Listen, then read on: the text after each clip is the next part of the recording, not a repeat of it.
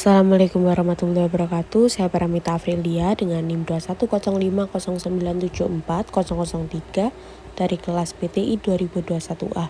Pada video kali ini saya akan menjelaskan dan mensimulasikan tentang jaringan wireless dan juga DHCP server. Dan nantinya kalian akan menonton video ini dengan satu persatu. Dan yang pertama yaitu saya akan menjelaskan wireless dan yang kedua DHCP server. Pada video kali ini saya akan menjelaskan materi dan mensimulasikan tentang jaringan wireless. Nah, yang pertama, apa itu wireless? Wireless adalah jaringan nirkabel menggunakan gelombang radio seperti ponsel, televisi, radio, dan wifi laptop.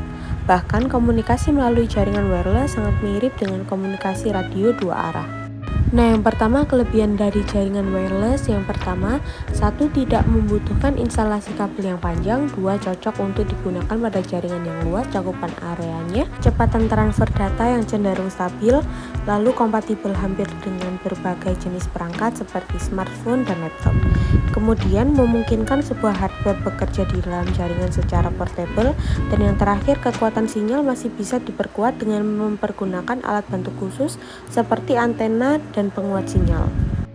Selanjutnya, kekurangan dari jaringan wireless, yang pertama instalasi dan pengembangan biayanya yang cukup mahal, kedua peralatan atau perangkat keras jaringan yang masih tinggi harganya, dan yang ketiga kekuatan sinyal sangat tergantung dengan kondisi cuaca, dan yang terakhir kekuatan sinyal dipengaruhi oleh lingkungan fisik dan penghalang seperti tembok. Selanjutnya kita akan mensimulasikan jaringan wireless pada Kisco paket tracker. Baik, setelah kita membuka aplikasinya, tentunya kita membuat rangkaian terlebih dahulu. Yang pertama, siapkan satu buah switch, lalu kita akan membutuhkan 2 akses point.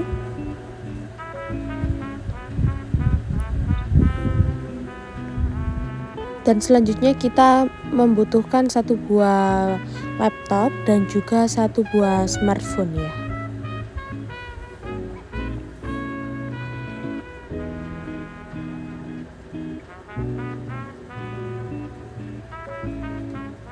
Setiap akses point akan diberikan 1 buah perangkat. Nah, ini akses point 1 saya kasih laptop, dan untuk akses point 2 saya akan memberikan sebuah smartphone. Setelah itu saya mencoba untuk merename. Oh, ini tidak bisa karena saya sudah memiliki akses point 1, jadi harus saya ganti dahulu menjadi akses point 2, lalu ini saya rename menjadi akses point 1. Oke, jika sudah, kita akan melakukan step yang berikutnya, yaitu menghubungkan antara akses point ke switch dengan menggunakan kabel otomatis ya. Ini kita hubungkan akses point 2 ke switch.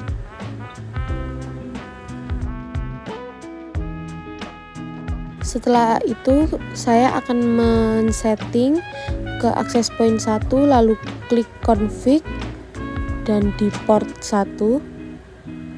Nah, ini kita ganti menjadi AP1.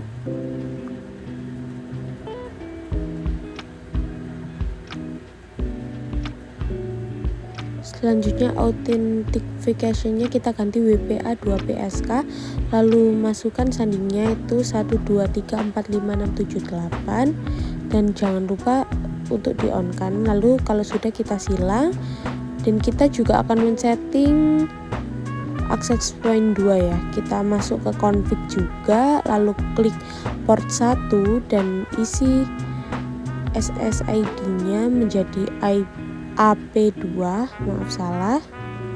Nah, ini AP2. Lalu untuk authentication-nya kita biarkan, lalu kita silang. Setelah itu kita akan men-setting laptop. Nah, karena laptop tidak memiliki wireless port, maka kita akan men-settingnya dan memberinya wireless terlebih dahulu. Yang pertama kita matikan, lalu kita buang Ethernet cardnya, dan setelah itu kita pasangkan wireless cardnya. Lalu hidupkan kembali laptop. Jika sudah, kita ke bagian config dan klik wireless. Kita ganti SSID-nya. Lalu setting juga authentication-nya, kita masukkan passwordnya. Lalu di bagian IP configuration kita pilih static dan kita masukkan IP address-nya. Kita isi secara manual .1.129. Lalu untuk subnet mask-nya kita ganti 255.255.255.128. Jika sudah, kita silang. Lalu kita akan men-setting smartphone-nya, masuk ke bagian config, lalu ke wireless, dan kita setting SSID-nya menjadi AP2, lalu authentication-nya kita tidak ganti, dan kita bagian IP configuration-nya kita pilih static dan masukkan IP address-nya juga secara manual. 192.168.1.130. Lalu untuk subnet mask-nya kita isi 2555.2555.2555.128.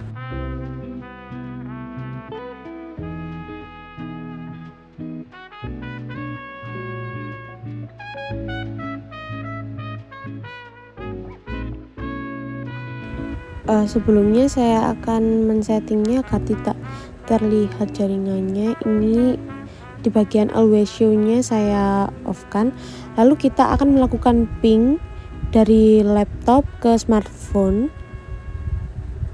dan masukkan IP dari HP, yaitu ping 192.168.1.130. Ini kita lihat, kita enter. Nah, ini kita dapat melihat jika terdapat reply, dan waktu pingnya juga terlihat lebih lama karena tidak ada penghubung dengan perangkat fisik antara perangkat device dan access point-nya.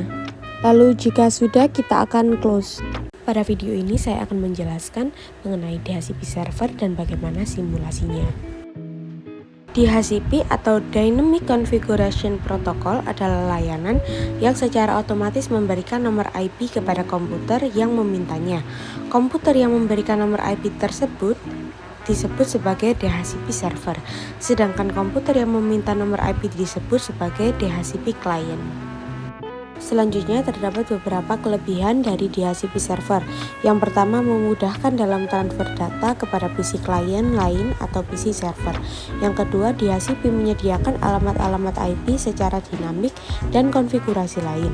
Yang ketiga, DHCP memungkinkan suatu klien menggunakan alamat IP yang reusable, artinya alamat IP tersebut bisa dipakai oleh klien yang lain jika klien tersebut tidak sedang menggunakannya. Dan yang keempat, DHCP memungkinkan suatu klien menggunakan satu alamat IP untuk jangka waktu tertentu dari server. Dan yang kelima, DHCP akan memberikan satu alamat IP dan parameter-parameter konfigurasi lainnya kepada klien. Lalu terdapat kelemahan dari DHCP server. Yang pertama, tidak adanya otorasi atau pembuktian keaslian selama adanya komunikasi antara DHCP server dan DHCP klien. Akibatnya, DHCP server tidak mengetahui jika ada DHCP klien yang tidak sah di dalam jaringan. Begitu juga DHCP klien tidak mengetahui adanya DHCP server yang tidak sah di dalam jaringan. Alhasil, terdapat kemungkinan adanya komputer DHCP server dan klien palsu atau yang tidak termasuk dalam jaringan yang dibuat. Dan yang kedua, semua pemberian nomor IP address bergantung pada server. Jadi, jika ada server yang sedang mati, maka semua komputer klien akan terkena dampaknya seperti disconnect atau tidak saling terhubung. Selanjutnya saya akan mensimulasikan DHCP server dengan Kisco Packet Tracer. Oke, yang pertama kita harus membuat sebuah skema seperti pada tampilan ini, dan saya sudah membuat skema ini pada praktikum sebelumnya. Ini saya rapikan lagi, saya rename agar lebih rapi. Nah, yang membedakan dengan praktikum wireless yaitu kita menambahkan sebuah server. Jika sudah, kita akan rename menjadi DHCP server.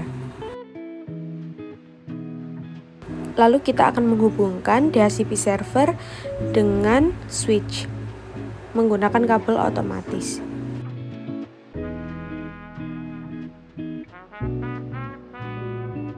Jika sudah dihubungkan, kita tunggu kabel ini menjadi warna hijau.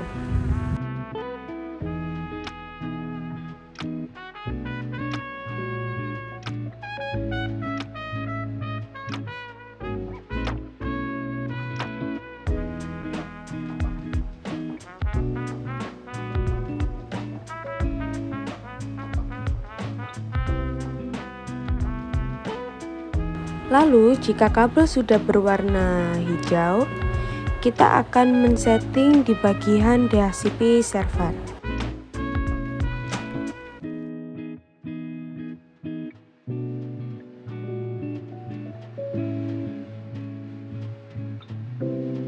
Kita masuk pada bagian config, lalu kita pilih Fast Ethernet.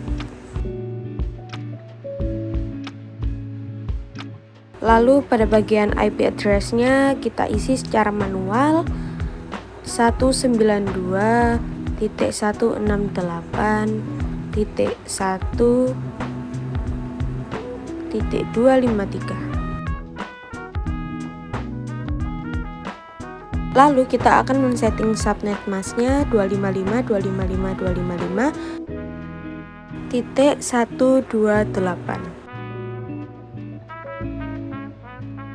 Setelah kita men-setting IP address-nya, kita akan menuju pada bagian service, lalu ke DHCP untuk men-setting DHCP-nya.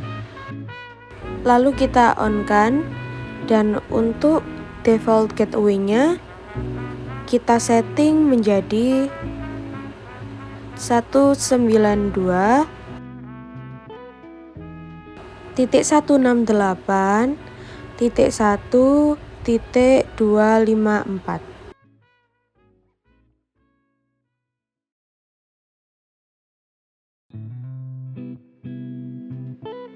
Lalu untuk DNS servernya kita juga men-setting menjadi 33.33.33.1. Nah, pada start IP address kita juga men-setting ini menjadi 151.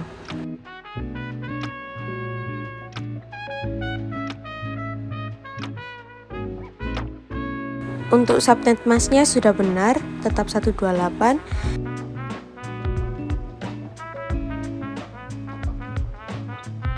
Pada maksimum numbernya kita ganti menjadi 50. Lalu jika sudah kita setting, jangan lupa untuk save, dan jika keluar tanda berwarna biru tersebut, tandanya kita sudah berhasil menyimpan atau men-setting.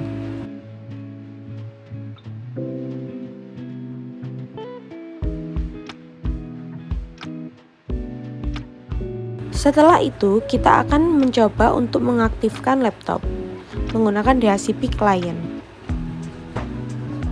Kita masuk pada bagian desktop, lalu masuk pada IP configuration, dan static kita ubah menjadi DHCP.